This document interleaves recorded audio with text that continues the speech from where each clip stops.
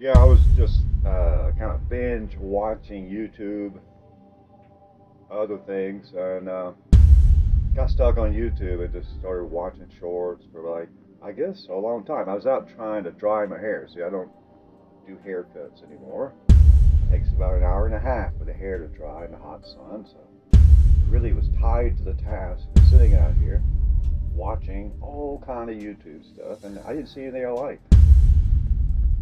So it made me more comfortable doing an off-the-wall kind of show, because certainly it couldn't be any worse. It couldn't be any worse. Well, it could be, but you got a lot of company if you do something off the wall and pointless, and no one gleans anything from it. Got nothing to lose. I watched documentaries on World War II. Some of them are pretty good. Most of them had the dates and facts and pictures didn't match, but most of them had all kind of inaccuracies and things like that. But you look at the comments, and the comments would be like mostly complaining about one little error where they mixed up Australia with Austria. And they couldn't get over that. And they had this music playing, and some of them you could barely hear it. I mean, honestly, such a low level of music, you could barely hear it. Hundreds of comments about complaining about the irritating music. So you could imagine how they would respond to my stuff.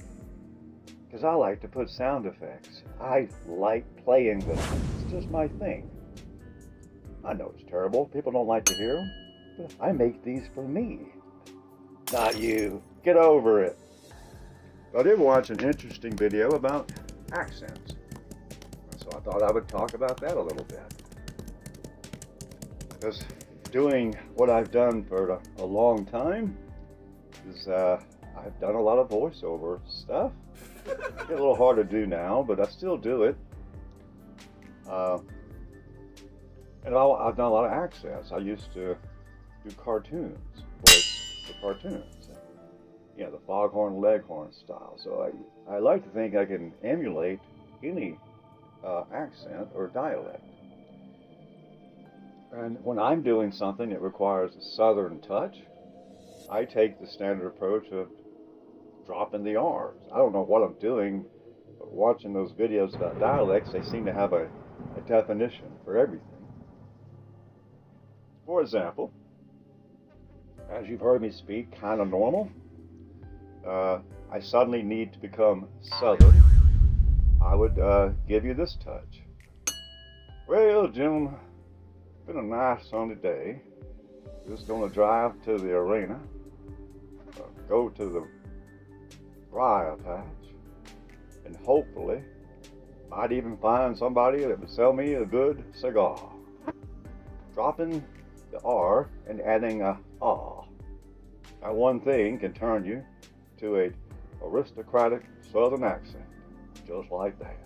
Slow down the pace just a little bit. Breathe a little more air into the woods. And anything that has a vowel, you kind of elongate it just a tad. And there aren't really a whole lot of rules. That equates a lot of different dialects, and I have been fascinated by the Tennessee North Georgia dialect. I grew up with that. That's what they called it. Something like a Tennessee Eastern North Georgia mountain accent was what I was born hearing. And that falls into an Appalachian accent. And you would hear old timers, they would put the H on the I sound, put the H on the I sound. In other words, it's a lovely day. You would say, it's a lovely day. I don't know where that comes from, but it is predominant, and I heard it growing up. When we moved from the mountain area, born in Demarest, Georgia, was just outside of Cleveland, Georgia, close to Cornelia, in the mountains. We moved to Athens when I was 12, and I distinctly remember we were reading. I was in like 7th grade, and we were reading to like first graders, a little project. We went to another school, the elementary school, and we read to the kids. And I remember the kids laughing at me. And one of them said, "You talk funny." And I guess I did. But growing up in a college town like Athens, when you come from the mountains, was a learning process. I guess I'm more of a mockingbird. I learned to mimic the basic elements of a dialect I would be hearing, and it was my natural salesman. You mimic who you're selling to without being exaggerated. And so the study of dialects is very interesting, and to find out how it equates and why it happens is interesting. But I love to hear people who speak with a dialect that wasn't influenced by television. And when I go up and visit the old folks, relatives, the ones that's up there in years, and their kids sound nothing alike. The kids sound like they could have come from Southern California. I think today's kids are homogenized into what I call a media accent.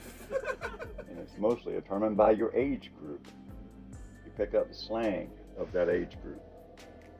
Anyway, that was something to talk about. I don't want to do a whole video about dialects, but I do find it fascinating that they're vanishing, and they're vanishing quickly.